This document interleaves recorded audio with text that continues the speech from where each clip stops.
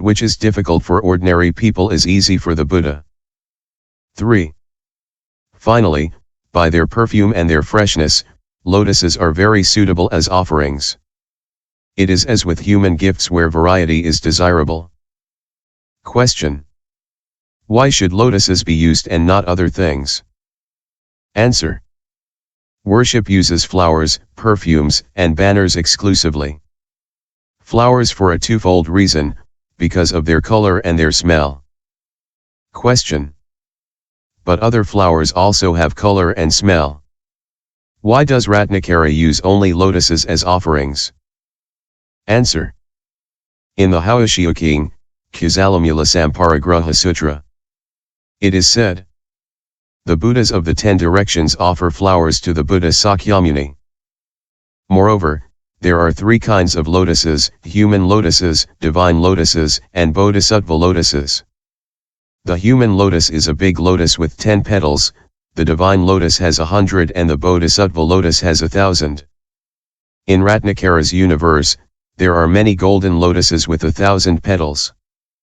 In Sakyamuni's Saha universe, there are indeed 1,000 petalled lotuses, but they are artificial and do not grow in the water. This is why Ratnakara sends him 1,000 petalled lotuses golden in color. Question. Why does the Buddha Ratnakara ask samanatarasmi to scatter these flowers on the Buddha? Answer. These objects of worship are flowers, perfumes, and banners. Banners must be erected. Powdered perfumes burned. Wet perfumes spread on the ground. And flowers, thrown. Question. Why not present them instead of throwing them? Answer. Offering with the hand is a bodily action. Speaking in a gentle voice is a vocal action. The action that gives rise to gesture and voice is called mental action. These 3 actions produce the solid qualities that give rise to Buddhahood. Question. Why does Ratnakara say, be careful? The bodhisattvas in the saha universe are difficult to reach and difficult to vanquish? Answer. -1. The Buddhas, Pratyeka Buddhas, Arhats and all the Aryas are all very mindful.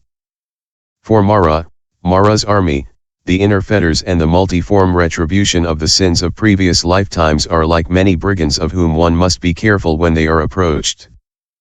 Thus, when one goes among the brigands and one is not careful, one is captured by them. This is why Ratnakara advises Samantarasi to be very careful while going about in this universe. 2.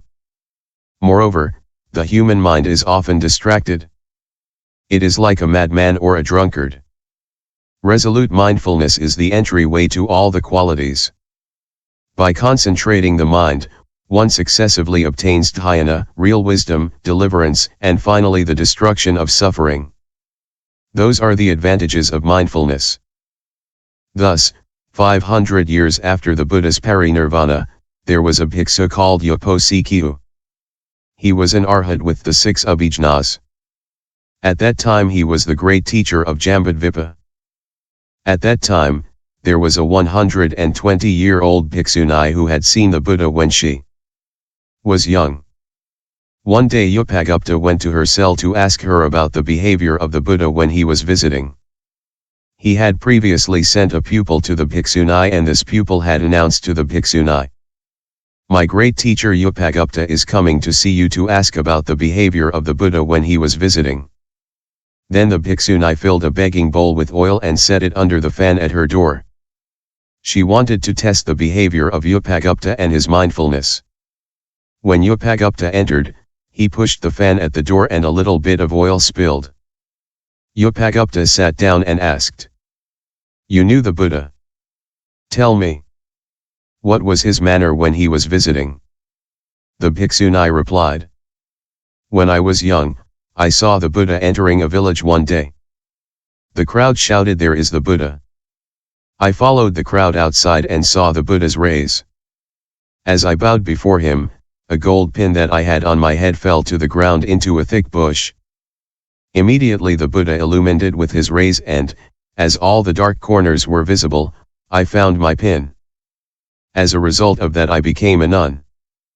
Yopagupta questioned her further.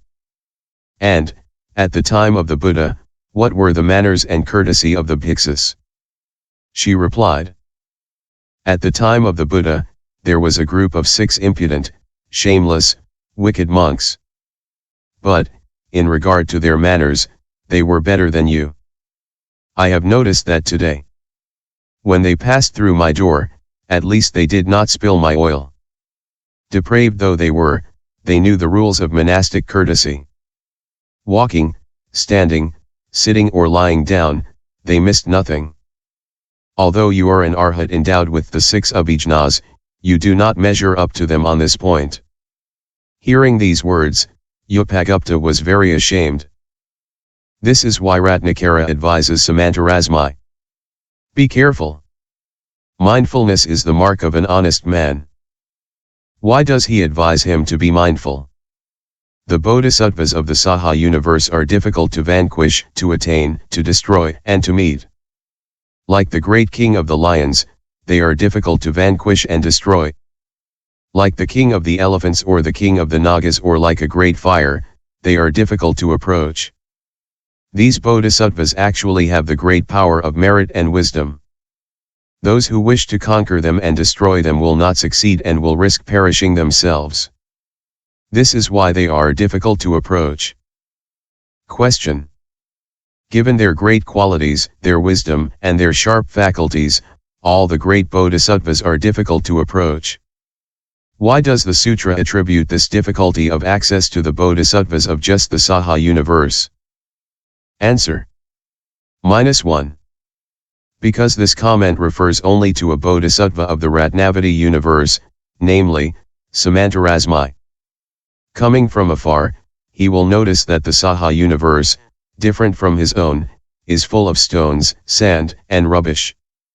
That the bodhisattva is small. In short, that everything there is different. And he will necessarily have suspicions. This is why his Buddha Ratnakara tells him. Be very careful, for the bodhisattvas of the saha universe are difficult to approach. 2. Furthermore, people born in the blissful abodes often lack exertion, intelligence, and wisdom. This is why people of Yuyan Lo Wei are so happy that among them there are no monks or followers of the precepts. It is the same among the gods. In the saha universe, the causes for happiness are rare. There are the 3 unfortunate destinies: old age, sickness, death, and the exploitation of the soil is arduous. This is why its inhabitants easily feel disgust for this universe. At the sight of old age, sickness, and death, their minds are filled with distaste. At the sight of poor people, they know that their poverty is a result due to previous existences and their minds feel great distaste. Their wisdom and keen faculties come from this disgust. By contrast, the Ratnavati universe is made out of 7 jewels and full of all kinds of precious trees. The bodhisattvas have whatever food they desire at will. Under these conditions, it is hard for them to feel disgust. This is why their wisdom is not very sharp. If a sharp knife is left in good food, the knife becomes rusty because although these foods are good, they are not suitable for the knife. But if the knife is rubbed with a stone and scoured with grease and ashes, the rust disappears. It is the same for the bodhisattvas. Those born in a mixed universe like the saha universe have sharp knowledge and are hard to approach. On the other hand, for those who spare their efforts, suffering has too much power and too much effect.